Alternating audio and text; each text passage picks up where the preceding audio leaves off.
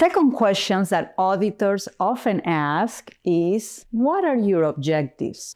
Auditors want to see that your organization sets measurable goals and actively tracks progress. But most importantly, whether you have communicated those to your employees or that you know what your objectives are.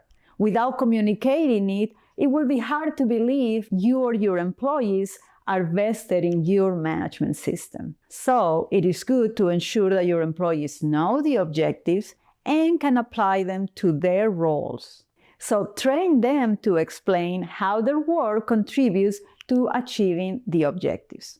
Now, if I have been asked about my objectives, then I will go to the area where my objectives are, which could be on a board also, or I could just go to my software if you have one, and you can show your objectives. These are our actual objectives in our company. And again, I'm going to pretend I am the consultant.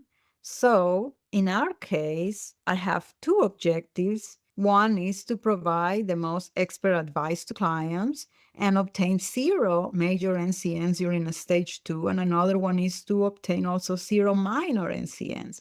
So if I look at the first, it appears that we have been doing wonderful. And this is what I will show the auditor.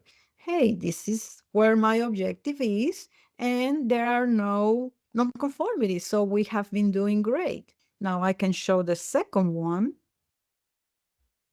And in this case, we have had some minor nonconformities. So I have to show them that, yes, in Q1 of 2023, we met our goal, but then in Q2, we had a few that we didn't surpass our trigger point, and then we were okay. But then somewhere around Q2 of 2024, we actually had a client that, in average, we had 3.34 nonconformities obtained. So we surpassed the trigger point.